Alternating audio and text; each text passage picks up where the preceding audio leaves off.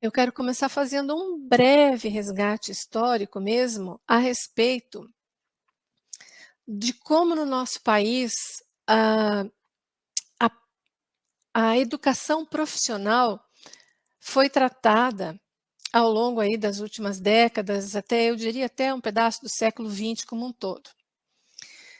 É muito rapidamente, muito superficialmente, só para a gente ter também esse contexto, esse pano de fundo para a nossa reflexão aqui. Veja, a nossa primeira lei de diretrizes e bases da educação nacional, ela foi aprovada em 1961, foi a lei 4.024. Veja que é muito recente se a gente comparar aos mais de 500 anos que o nosso país tem de história, né.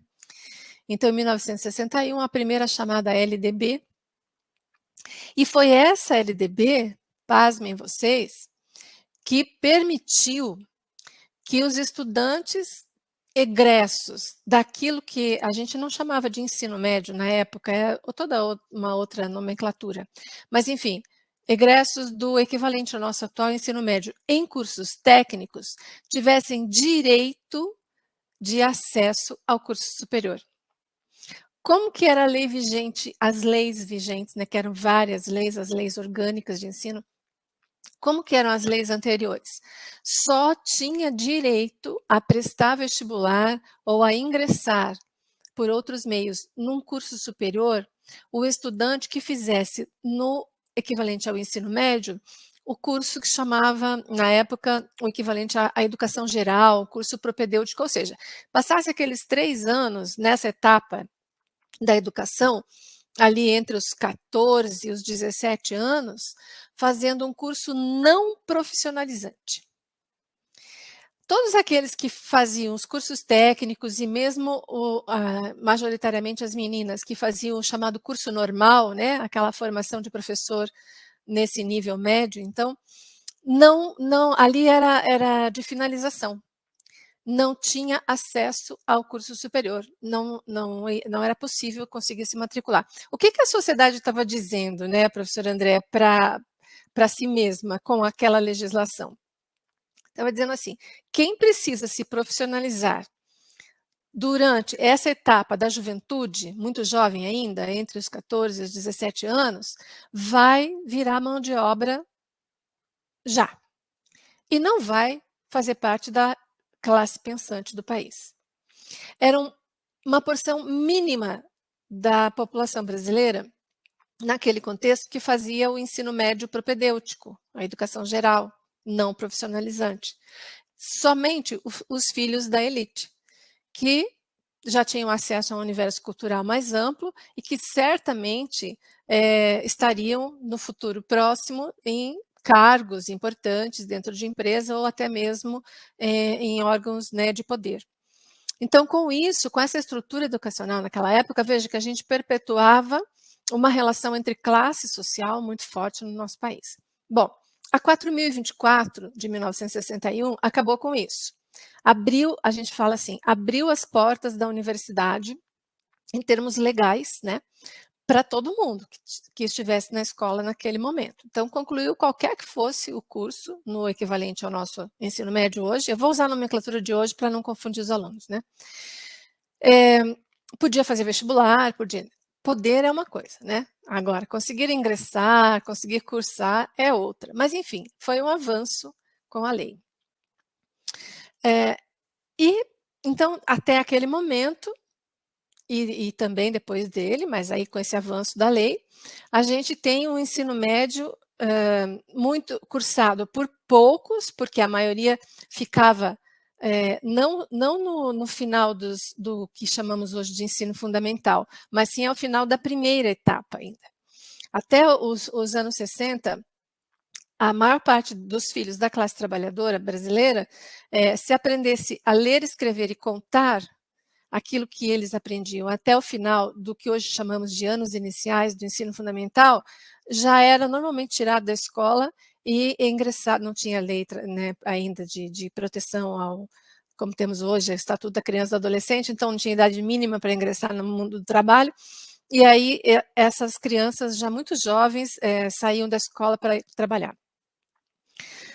Muito bem, Então, a gente tem, historicamente, né, no nosso país, um ensino médio que sempre foi ofertado para poucos, cursado por poucos, de forma diferenciada, mesmo por esses que cursavam o ensino médio, e dentro desses poucos, ainda uma pequena parte com acesso ao ensino superior, e portanto, com perspectivas de progressão social e de fazer parte dos órgãos, enfim, das instituições de poder de decisão, de tomada de decisão, né?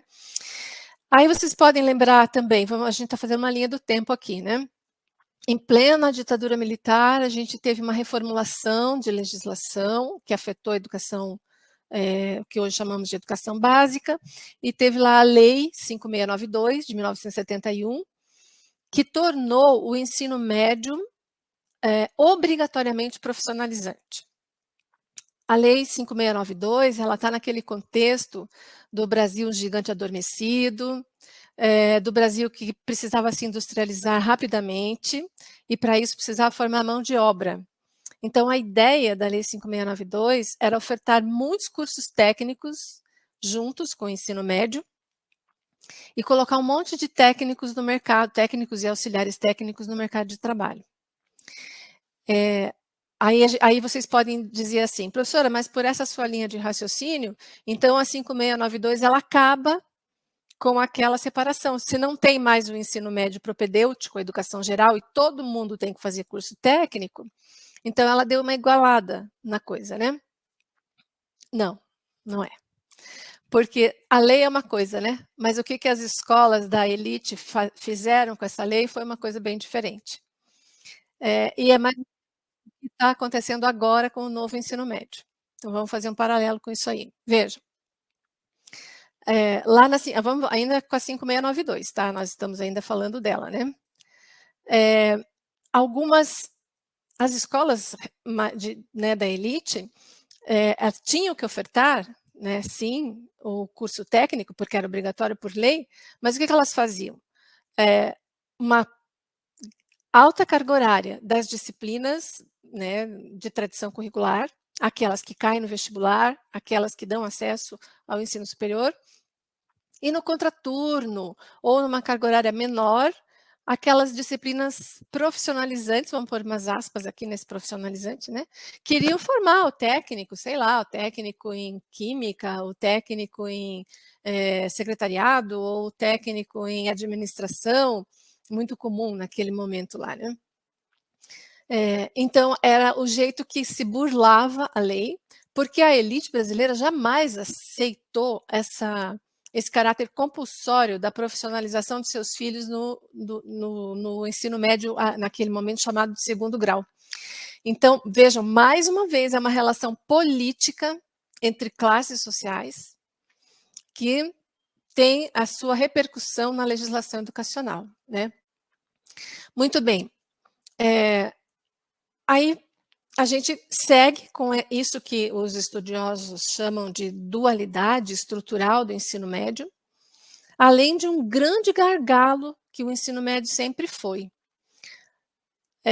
Até a gente chegar nos anos 90, passando ali rapidamente, né, professor André, pela Constituição Cidadã de 1988, então com a redemocratização do Brasil, 4 anos depois, a Constituição Cidadã, já discutindo amplamente a necessidade de mudar a legislação educacional no nosso país, já apontando para a necessidade de uma base nacional comum curricular, né? Toda a discussão ali no bojo de 1988, até redundar na Constituição, e 2 anos depois no Estatuto da Criança e do Adolescente, que todo esse movimento ouviu muito a sociedade civil organizada, muita gente participou. Então, é uma Constituição, por exemplo, que trouxe a criança pela primeira vez na história do Brasil como sujeito de direito, né, a criança pequena.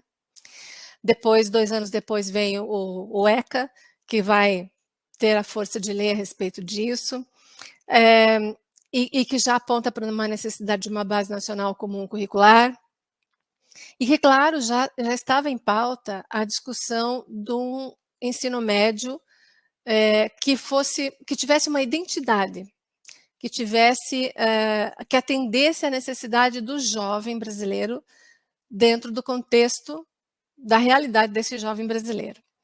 Veja, isso foi lá em 1988, 1990 veio o ECA, mas a nova LDB, que começou a ser discutida lá nesse movimento todo, ela foi aprovada em 1996. A LDB que está em vigência, a 9394/96, traz então um diferencial para o ensino médio, que é tornar o ensino médio parte da educação básica, que até então não era. O que era educação básica? Obrigatória, né, por lei, do primeira série à oitava série. Naquela época ainda era série, eram 8 anos só. Aí, com a nova LDB, o ensino médio se torna obrigatório.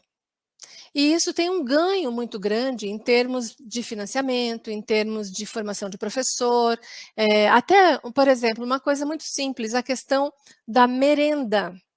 O ensino médio passou a ter direito nas escolas, os alunos do ensino médio, de tomar a merenda da escola. Parece bobo isso, mas nós sabemos, e isso é colocado na mídia, não é nem em literatura especializada, que muitas crianças permanecem na escola por conta da alimentação, né? E permaneciam mesmo antes de outros programas vincularem essa obrigatoriedade a receberem auxílios, né, sociais diversos. E isso começou a acontecer também com os jovens do ensino médio. Vejam que é uma diferença importante na questão do financiamento. No final ainda dos anos 90, um programa muito importante que já estava fazendo uns 10 anos, lá no final dos anos 90, já bem consolidado, que é o Programa Nacional do Livro Didático, começou a ser discutido que ele precisava também ser estendido ao ensino médio. Vejam, porque a permanência do estudante na escola, não basta a escola ser pública, ela precisa também proporcionar material didático gratuito. Porque a escola pública, por si só, ela foi muito excludente antes do Programa Nacional do Livro Didático, que é um programa muito importante que a gente tem no nosso país. Mais excludente do que é hoje, né? E o ensino médio não tinha acesso ao PNLD, né?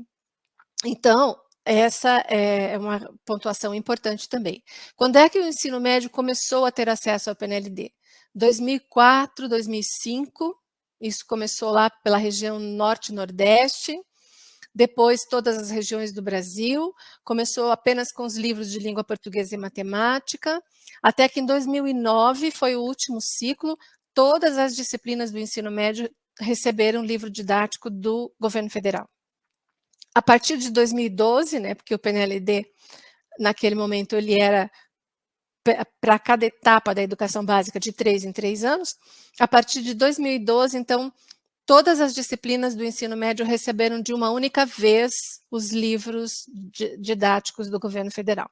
Isso foi um avanço muito grande, porque contribui muito para a permanência do estudante na escola também. Então, a merenda, né, o livro, e todas as outras, a formação dos professores. Eu vi que alguém ali está perguntando sobre método de ensino, eu pretendo chegar lá, né, mas estou tentando fazer uma trajetória aqui de raciocínio para a gente chegar lá antes, pontuando essas outras coisas.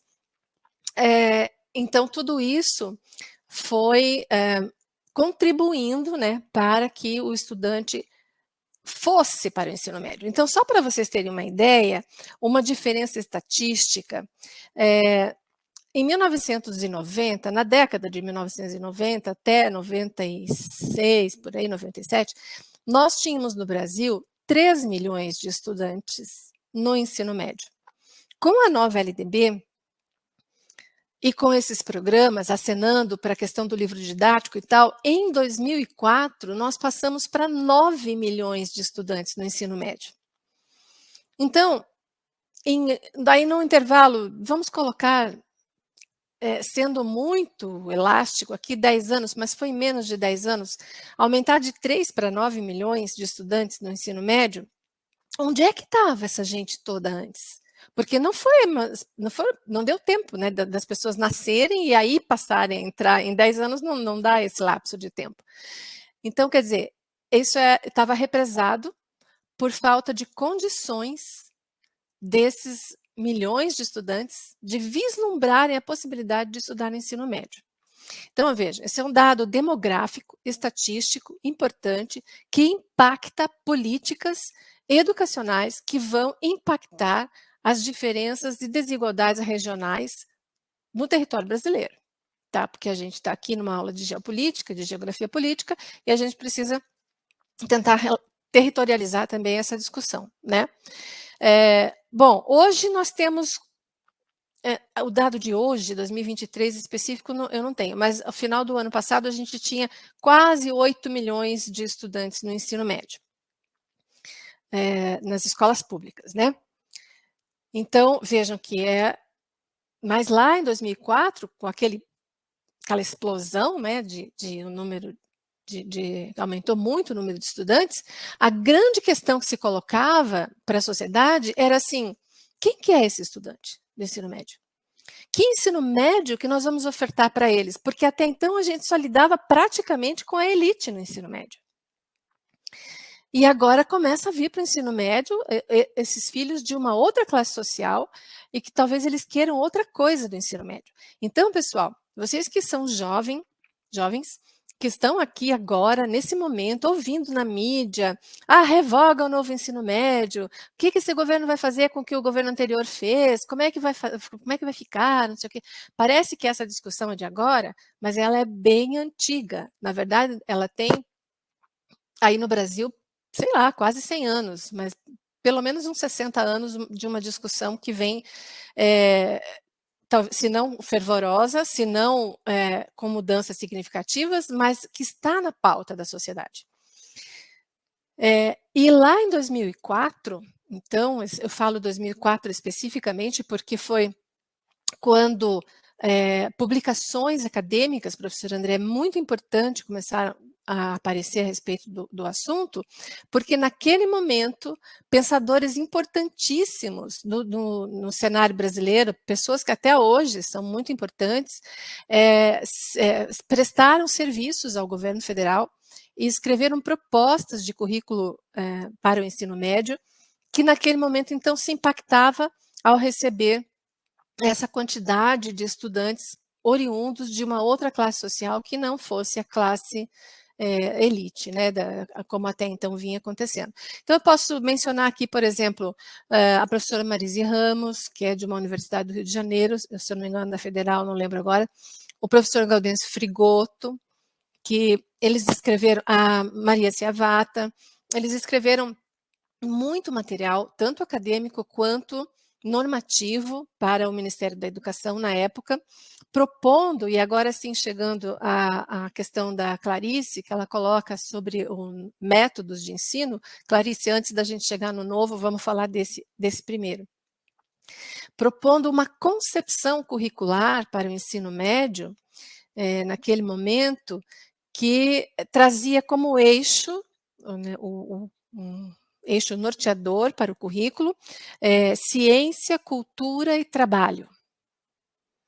Né? Então, a ideia de ofertar a todos um ensino médio integrado com o ensino profissional, mas não num currículo de abordagem mnemônica, informativa, ultrapassada, mas num currículo em que o trabalho fosse o princípio educativo, em que uma concepção histórica do conhecimento fosse trabalhada em todas as disciplinas, desde aquelas de tradição curricular, propedêuticas, aquelas que caem no vestibular depois, até mesmo as disciplinas técnicas dos cursos técnicos. Então, vamos supor, um técnico em prótese dentária, está fazendo o integrado com o ensino médio. Então, vai ter disciplinas específicas lá, né, a respeito do fazer do protético.